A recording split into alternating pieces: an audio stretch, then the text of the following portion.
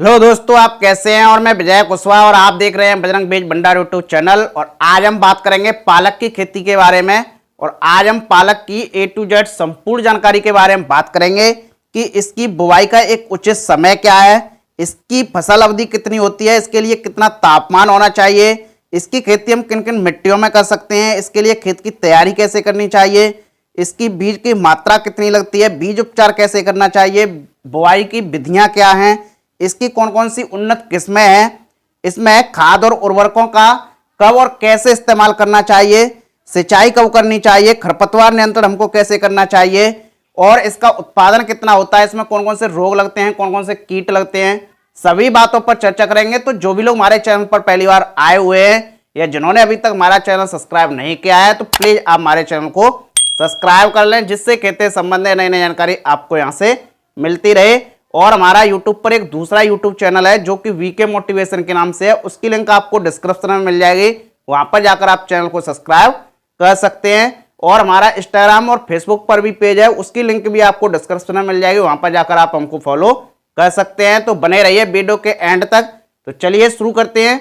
जैसा कि आज हम बात करेंगे पालक की खेती के बारे में, तो सबसे पहले हम बात करते हैं बुआई के समय की। तो पालक की खेती हमारे भारत देश में साल भर की जाती है। यदि आप इसकी खरीफ सीजन में बुआई कर रहे हैं तो 1 जून से लेकर 31 अगस्त तक कर सकते हैं। यदि आप रबी सीजन में इसकी बुआई कर रहे हैं तो 1 सितंबर से लेकर 31 दिसंबर तक कर सकते हैं। यदि आप जायद सीजन में इसकी बुआई कर रहे हैं तो 1 जनवरी से लेकर 31 मार्च तक कभी भी बुआई कर सकते हैं। बात करें इसकी फसल अवधि की तो इसकी फसल अवधि 35 से 50 दिन तक की होती है। बात करें तापमान की तो इसकी खेती के लिए 5 डिग्री सेंटीग्रेड तापमान से लेकर 30 डिग्री सेंटीग्रेड तापमान की आवश्यकता पड़ती है, क्योंकि यह साल भर की जाने वाली फसल है तो अलग अलग सीजनों में अलग अलग तापमान की आवश्यकता पड़ती है। बात करें मिट्टी की तो इसकी खेती आप दोमट मिट्टी, बलुई दोमट मिट्टी, हल्की चिकनी मिट्टी, काली मिट्टी, पीली मिट्टी, हल्की रेतीली मिट्टी, इन सभी प्रकार की मिट्टियों में इसकी सफलतापूर्वक खेती कर सकते हैं। और मिट्टी ऐसी हो जिसका पीएच मान 5.5 से 7 के बीच में हो और उसमें जल निकास की अच्छी व्यवस्था हो और कार्बनिक या जीवांश पदार्थ युक्त मिट्टी हो, ऐसी मिट्टियों में आप इसकी सफलतापूर्वक खेती कर सकते हैं। बात करें खेत की तैयारी की तो इसके लिए सबसे पहले हम 1 या 2 जुताई हैरो से करवा सकते हैं, उसके बाद 3 से 4 जुताई कल्टीवेटर से करवाकर अंतिम जुताई पाटा लगाकर खेत को समतल छोड़ सकते हैं। और जब आप खेत की तैयारी कर रहे हैं उससे लगभग 15 से 20 दिन पहले या 1 महीने पहले उसमें सड़ी हुई गोबर की खाद का इस्तेमाल कर सकते हैं। सड़ी हुई गोबर की खाद का यदि आप इस्तेमाल कर रहे हैं तो 15 से 20 टन प्रति एकड़ के हिसाब से सड़ी हुई गोबर की खाद का इस्तेमाल कर सकते हैं। बात करें इसके बीज की मात्रा की तो इसकी बुआई के लिए लगभग 5 से 8 किलोग्राम प्रति एकड़ के हिसाब से बीज की आवश्यकता पड़ती है। बात करें बीज उपचार की तो इसका यदि हम मार्केट से बीज लेकर आते हैं तो ये ऑलरेडी उपचारित आते हैं। यदि आप घर के बीज की बुआई कर रहे हैं तो आप कैप्टन या थायराम या बाविस्टिन की 2 से 3 ग्राम मात्रा से प्रति किलोग्राम बीज को उपचारित कर सकते हैं। बात करें बुआई की विधि की, इसकी बुआई आप देसी हल के द्वारा भी कर सकते हैं, छिटकाव विधि के द्वारा भी कर सकते हैं। बात करें उन्नत किस्मों की तो इसकी उन्नत किस्में जैसे कि एडवांटा कंपनी के मुलायम के नाम से वैरायटी आती है, ऑल ग्रीन स्पाइनेक आती है जो कि नामधारी सीड्स की आती है, हरियाली आती है, कावेरी की स्पाइनेक के नाम से आती है। अलग अलग कंपनियों की अलग अलग नाम से ये वैरायटियां आती हैं।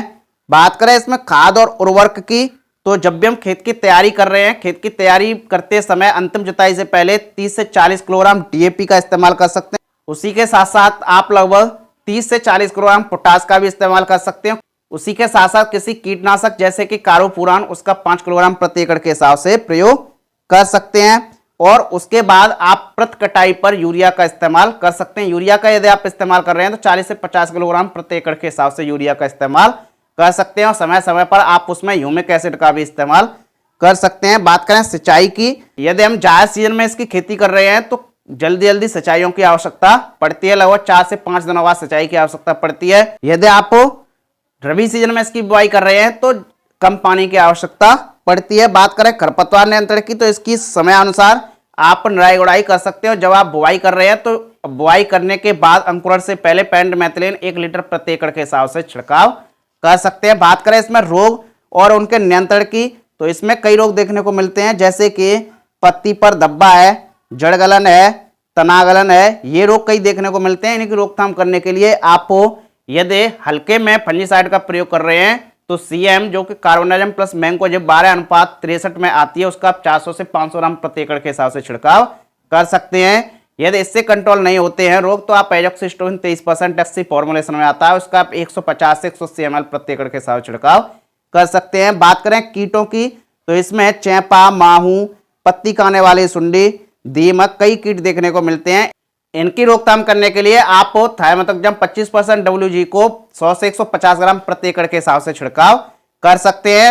यदि इससे भी कंट्रोल नहीं होते हैं कीट तो आप फिप्रोनिल 5% SC फॉर्मुलेशन को 200 से 250 ml प्रति एकड़ के साथ छिड़काव कर सकते हैं। यदि आपकी फसल में इल्लियों का प्रकोप है तब आप इमामेक्टिन बेंजोएट 5% SG फॉर्मुलेशन में आती है, उसका 100 से 150 ग्राम प्रति एकड़ के साथ छिड़काव कर सकते हैं। बात करें इसके उत्पादन की तो इसका जो उत्पादन है वो आपकी लगाने के समय पर, लगाने के स्थान पर, वैरायटी पर और आपके कटाई पर, कटाई की संख्या पर, कई कारकों पर निर्भर करता है। आपकी लागत पर भी निर्भर करता है, कई कारकों पर निर्भर करता है। एक एवरेज इसका उत्पादन लगभग 50 कुंतल से लेकर 150 कुंतल प्रति एकड़ के हिसाब से उत्पादन हो जाता है। और इसका उत्पादन हमने आपको बताया कि ये कई कारकों पर निर्भर करता है। यदि आप इसकी बार बार कटाई करते हैं तब अधिक उत्पादन होता है, यदि आप पालक की एक ही बार कटाई करते हैं तब ये कम उत्पादन देती है। और ये वैरायटी पर भी काफी निर्भर करता है। तो ये रही पालक की A to Z संपूर्ण जानकारी। यदि और भी जानकारी चाहिए तो हमने एक ऑलरेडी वीडियो बनाई है, उसकी लिंक आपको डिस्क्रिप्शन में मिल जाएगी, वहां पर जाकर आप उस वीडियो को देख सकते हैं। तो देखते रहिए बजरंग बीज भंडार यूट्यूब चैनल और मिलते हैं नेक्स्ट वीडियो में एक नई जानकारी के साथ। जय जवान जय किसान।